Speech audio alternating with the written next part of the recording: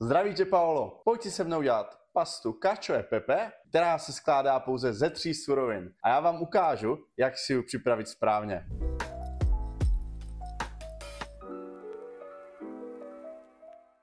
Jak už jsem zmínil, na tuhle pastu budeme potřebovat pouze 3 suroviny. Je to skvělá pasta, tu poznáte tak, že není hladká a žlutá, ale je spíš většinou do bílá a má krásnou hrubou strukturu.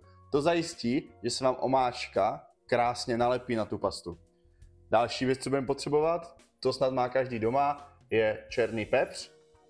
No a poslední surovina je pecorino. Pecorino je kozí sýr, takže nezaměňovat s parmazánem, je daleko slanější než parmazán, daleko silnější v chuti. Pro tuhle pastu se používá jedině pecorino.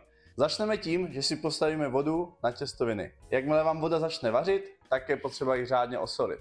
Většinou si říká, že by voda měla být slaná jako moře, což jsou zhruba 3%, ale já vás upozorním na jednu věc. Tahle pasta díky pecorinu už je sama o sobě hodně slaná, takže tady můžete trošku ubrat. Další věc je, že vodu z těstovin použijeme na vyrobení naší omáčky. A když tu vodu přesolíte, tak věřte tomu, že to nebude úplně skvělý zážitek. Začneme teda tím, že do vařící vody si dáme pastu. Tahle pasta většinou, když je to kvalitnější pasta, tak se vaří zhruba okolo 12-13 minut. Tady tahle se vaří 13 minut. A důležitý, co je, tak vařit vždycky o minutu míň, jelikož pak budeme ještě těstoviny vařit jednou v omáčce. Tak. Když si pastu zakroutíte a pustíte, tak se vám krásně rovnoměrně obtočí a spadne postupně do hrnce. Tak, další krok, co bude? Vezmeme si náš pepř a opečeme si ho v pánvi. Je to další trik, jak pastu víc ovonět, protože ten pepř dostane víc aroma. Opékáme na sucho. Jakmile si pepř zahřejeme, poznáte, že už je ohřátej, opečený, tak si ho předěláme do hmoždíře. Pánev si necháme bokem, pak ji použijeme znova. No a teď si ten pepř rozdrtíte. Samozřejmě, pokud nemáte hmoždíř, každý ho určitě doma nemá, tak si to můžete nasekat i na prkínku nebo rozmáčet kladivem, nechám na vás. Hmoždíř není důležitá součástí tohle receptu.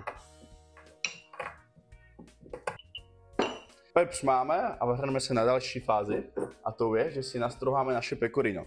Tady se dostáváme k prvnímu kamenu úrazu, díky kterému se vám často pasta nemusí povést, a to je, když ten sýr nastrouháte moc nahrubo.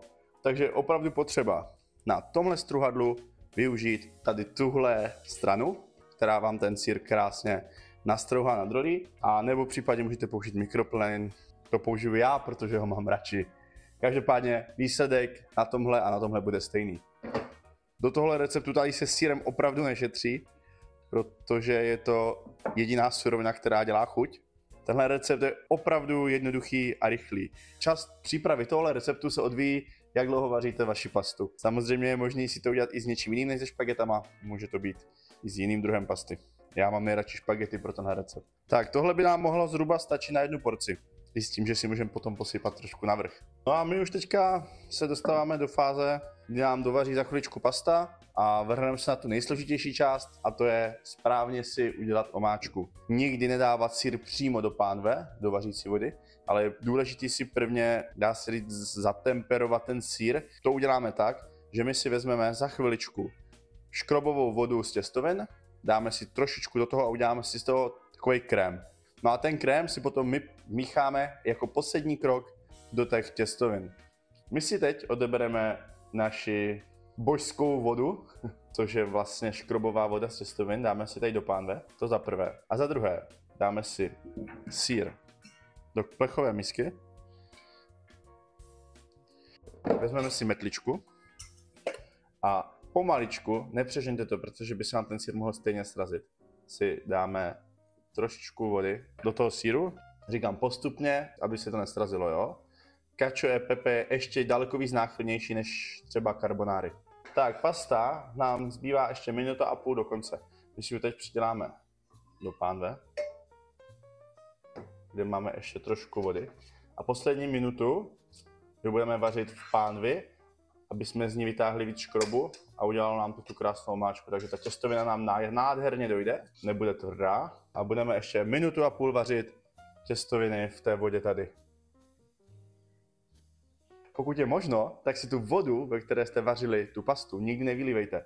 Zkuste vytáhnout pinzetou nebo naběračkou na těstoviny.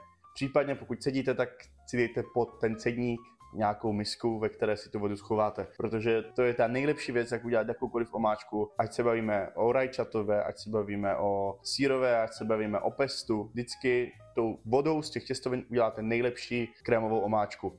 V Itálii se smetana využívá minimálně. Smetana je braná jako sýr, takže se opravdu nevyužívá jak v naší české kuchyni. Tak, tady už nám teda vaří těstoviny.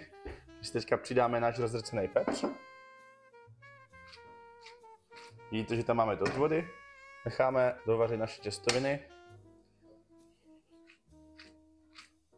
Teď jsme ve fázi, kdy vypínáme oheň. V životě nepřidávejte sýr na rozpálenou pánev do vařící pasty. Vždycky je potřeba před tím posledním krokem vypnout. Je dobré třeba i u téhle pasty, a dám vám malý tip, počkejte minutu, dejte to úplně mimo, nechte to minutu a půl trošičku schladnout, protože opravdu tohle je asi to nejzrádnější. Když to tam máte hned, tak se vám to zdrcne. Takže opravdu vyčkejte, vyplatí se to.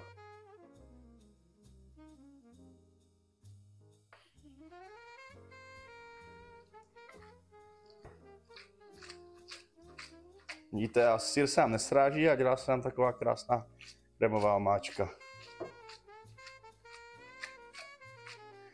Slyšíte ten zvuk? Ten zvuk, co prostě musí být u každé pasty slyšet.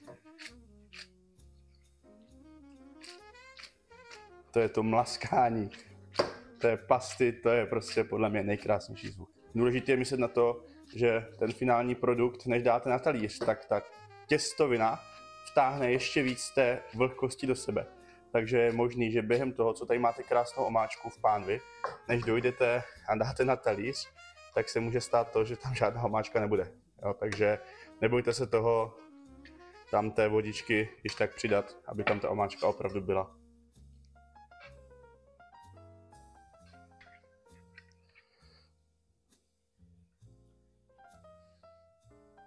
Samozřejmě vy se s tím doma takhle nemusíte. Samozřejmě vy se s tím doma takhle servírovat nemusíte. Já se s tím doma taky takhle neservíruju. A teď vidíte, máme tam pastu, no ale není nic krásnějšího na téhle zrovna omáčce. Když si pak ještě takhle můžete krásně zalít tou skvělou emulzí z pecorina a pepře a vody. No a samozřejmě nakonec trošičku pepře a pro milovníky sýru, jako jsem já, krásně na finish. Víc sýru. A já vám přeji dobrou chuť.